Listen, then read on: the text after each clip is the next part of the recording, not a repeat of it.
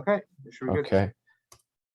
All right. So I'm just gonna, since there's so few of you, I'm just gonna get right into the nuts and bolts and just kind of quickly chat about the different men's and women's sports we have here on campus. You can see here we have 3 different seasons of sports similar to high school. In the fall, we offer men and women's cross country, football, soccer, both men and women's, and then wrestling. Okay. And in the winter, we have women's basketball and men's basketball. And in the spring, it's baseball, men and women's swimming, men and women's tennis, track and field, obviously, which is also men and women, and softball. Okay. So similar to high school, you know, the minimum requirement to participate in athletics is a 2.0. If you've never played a sport before at any college, you're automatically eligible when you come into Chabot. Your GPA in high school doesn't factor in. As soon as you apply, you're ready to go. And then this next slide is briefly just going to talk about what the academic requirements are once you've competed. Okay, and this is really, really important for eligibility. This is a little bit different than high school. Essentially, what you guys need to do is maintain a 2.0. That's standard across the board. And then after your first season of competition, by the following season, so let's say you played football in the fall of 2021, by fall 2022, if we go down here to the third bullet, you'll have to have completed a total of 24 units. And out of that 24, 18 need to be academic, okay? And they need to be, those classes need to come from your ed plan that I will do for you guys, that we'll sit down, we'll set up an academic pathway for you to be successful, to move on for transfer. So as long as you're following, I always tell students, as long as you're following what we put together for you, you can be successful in the classroom. And let me just go, so let me go back to this slide real quick and just kind of chat about how we handle our academics here at Chabot. We feel we have a really great setup. We have on campus here what's called an athletic cohort, and I will show you how to find information about that here in a few minutes. But the athletic cohort, I don't know if you guys can hear me very well, and I can't see you. So hopefully you guys know that when you come into college, the two toughest classes you're going to take are English and math. Okay, you need 2 transfer level English classes and 1 transfer level math. All right. So what we did a few years ago, this has been going on for a while now, and we've had huge success, is we developed a cohort of classes that are taught by former coaches and or teachers who wanted to be part of the athletic cohort, and they only teach athletes.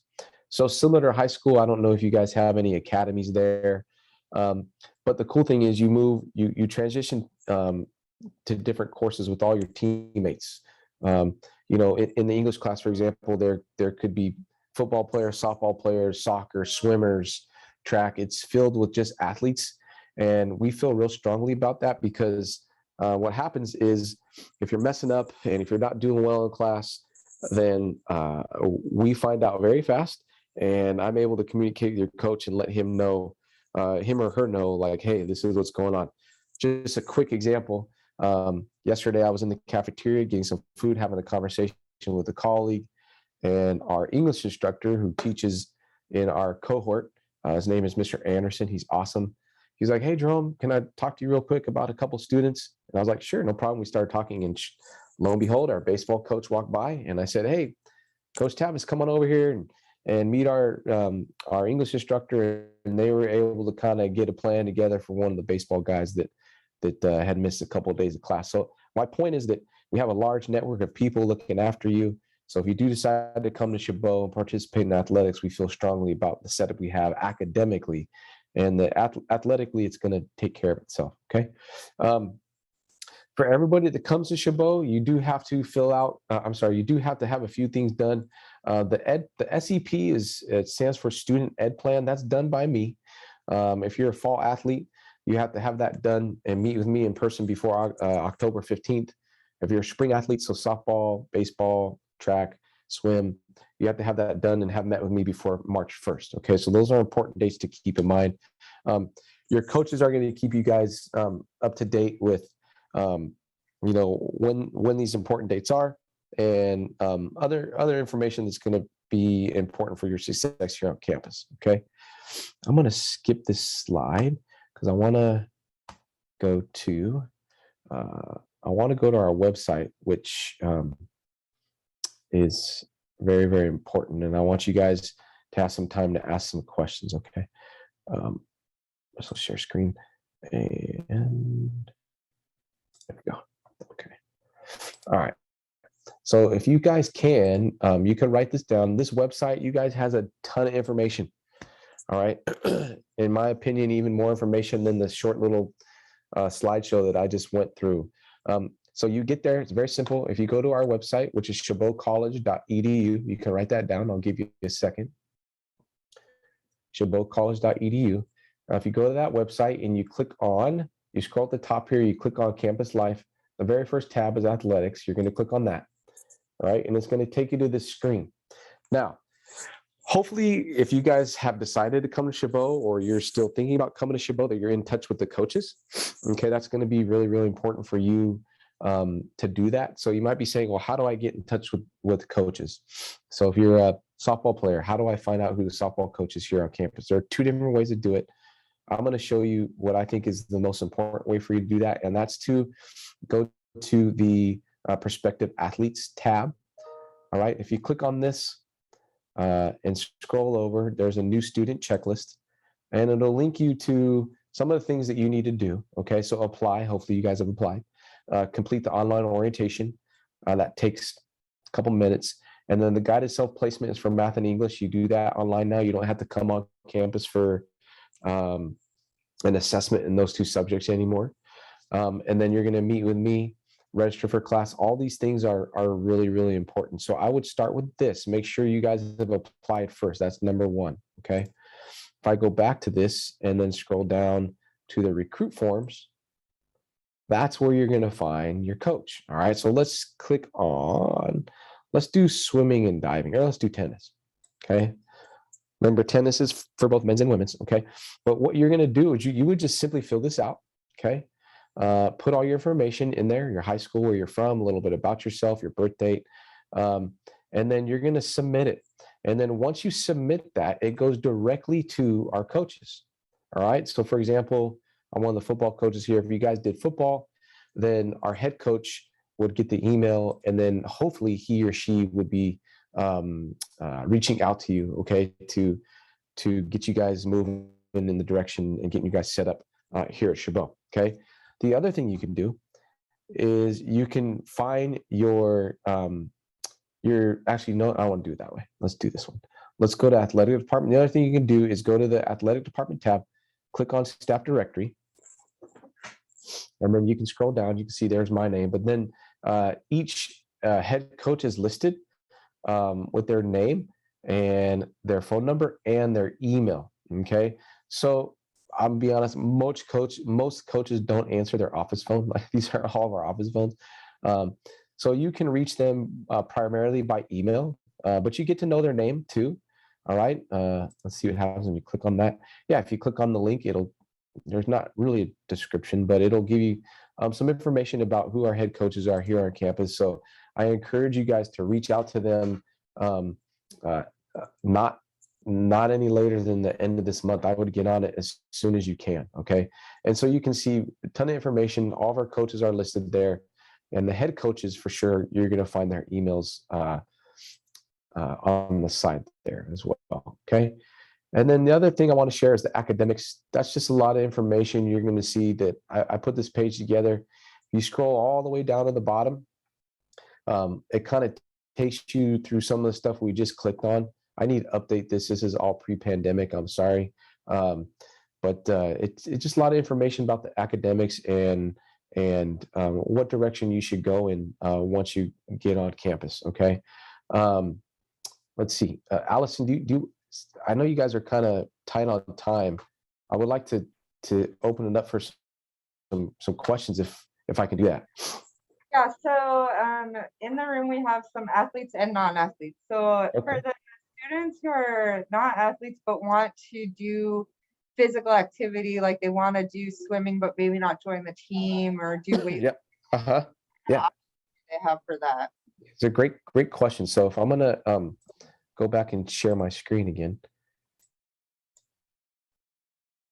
If we go back to, we go back to the website here, I'm going to kind of walk you through that. Because yes, it could get a little bit confusing, you guys, to figure out like, hey, I want to take a swimming class, but I don't want it to be the college level class. So let me show you how you go about doing that. Okay. Once you read, and this goes for everybody in the classroom, athlete, non-athlete. Once you have registered, or I'm sorry, applied to ClassWeb and you're ready to pick your classes. Again, if you're an athlete, I'm going to help you. If you're a non-athlete, you're going to go through what's called an onboarding process where you're going to make a first semester ed plan. But nonetheless, you can get in there and pick classes for yourself as well. So if you click on academics and scroll over to class schedule and catalog, I'm going to show you the difference between what an athletic class, like the class for athletes, looks like versus intro to swim. Okay. So we'll use spring. So if we click on spring, and if you're just looking to get involved in, physical activity, we have walking class, fitness center. Click on the physical education tab. Now, some of these classes are going to be for athletes, okay? But some of these, the majority of the PEAC classes, these are physical activity classes. The majority of these classes are going to be for people who need that 1 unit to earn their AA, or however many units of PE you want to take. This is where you're going to find most of those classes, okay? So you can see we offer archery, and then I'm not going to go through everyone because there's so many classes. We have badminton, intro to basketball. Now, so this is a good example. I'll use this example. So this class right here, this basketball class, is ran by our head basketball coach, okay? Now, this one isn't blocked for athletes only, but when you sign up for this class, there's a good chance that when you go in there, you're going to find basketball players that have signed up for his class. Okay, that doesn't mean you can't do it. It doesn't mean that you won't feel welcome. It just means like, hey, and you can see down here we have our head men's basketball coach. It's kind of the same thing. It does say intro to basketball. So when you walk in there, again, some of the class might be athletes and some of the class will be non-athletes. Okay, but let me show you what the athletics, if you're a basketball player, what that class would look like. And I'll use the first one right here. So the class is titled ATHL, Men's Intercollegiate. This is baseball. This is going to be for the kids who are actually on the team. Okay, you can see it's a 3-unit class. This is not an introductory baseball class.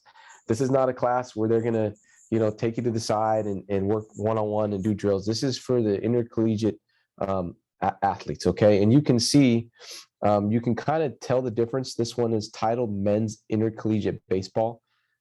This is titled Preseason Intercollegiate Men's Basketball.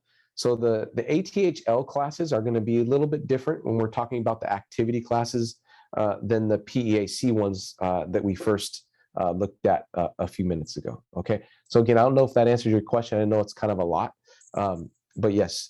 If you have any questions, you guys can send me an email too, and I'll be more than happy to help you. What other questions do you have?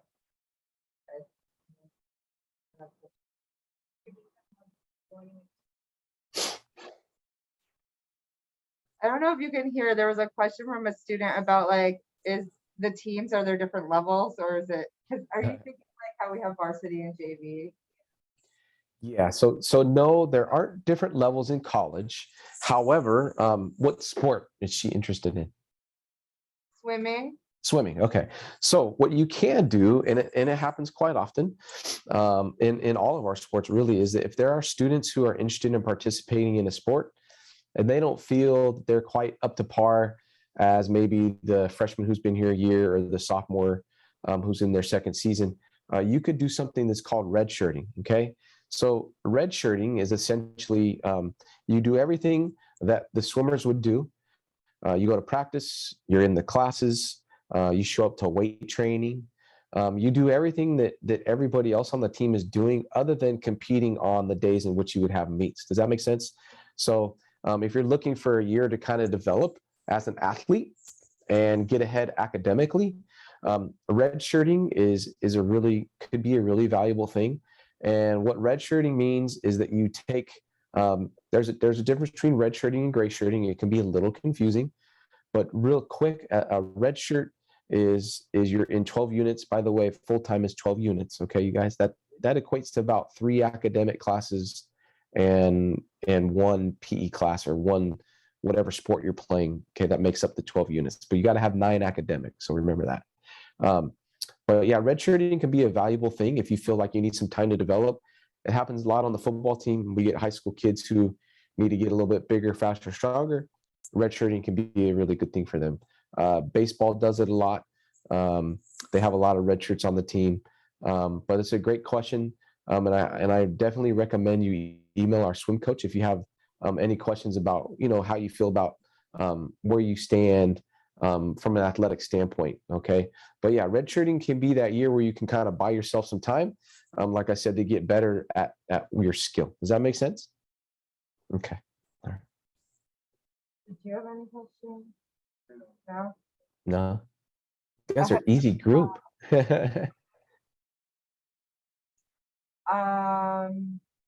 else? And then if they decide not to play a sport, for students who are not going to go that route, and want to get like a student ed plan done, Great question. So let me go back to sharing the screen. Yeah. Well, so you guys, one thing that you want to get done, whether you're going to be an athlete or not, is you want to get done what's called the triple SP components, so that when you come to Chabot, you have what's called prior to registration. So all of our athletes, for example, have prior to registration. Okay, that means that they get classes before everybody else except for veterans at our school.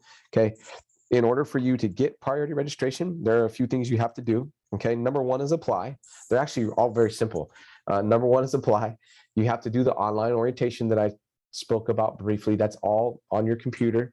And then you have to do the guided self-placement, which is also in your class web. It takes literally 2 seconds. And then the last thing you have to do is get that, either as an athlete, we have to do comprehensive ed plans. That's a full 2-year ed plan. If you're looking to just get prior to registration as a non-athlete, you don't have to get a 2-year ed plan. You can go to that onboarding setup meeting where they do a semester worth of classes for you, and then that'll help you with your prior to registration. So you want to go to our counseling tab here. They just changed this on me, so you have to forgive me. They just changed this last week. So there it is. There's counseling. Okay. And if you're looking to make an appointment, there's a ton of different things you could do.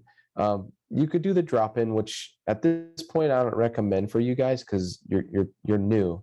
But you can also email if you want. But this is where you would go to our website here to get set up for our onboarding sessions that we have. And we usually do those, some of them now and then some of them in the summer, so that you guys can get your classes. And if I'm being honest with you guys, I'm sure you guys are well aware that we're trying to get back to some sense of normalcy around here. And so unlike pre-COVID, where getting that math class or English class was extremely difficult, our enrollment's down. And so not to say that you shouldn't go through the steps to do your prior to registration, but you want to make sure you get that done nonetheless. My point is, if you don't do it, I don't want you guys to feel like, hey, I'm not going to get the classes that I need. More than likely, you're going to be able to get the classes that you're going to want for that first semester. Okay, but for sure, go to that counseling website. If you're going to be a non-athlete, you can reach out to a counselor, ask them about how to set up an appointment for an abbreviated ed plan, so that you guys can get that priority registration. Okay. Any questions about that?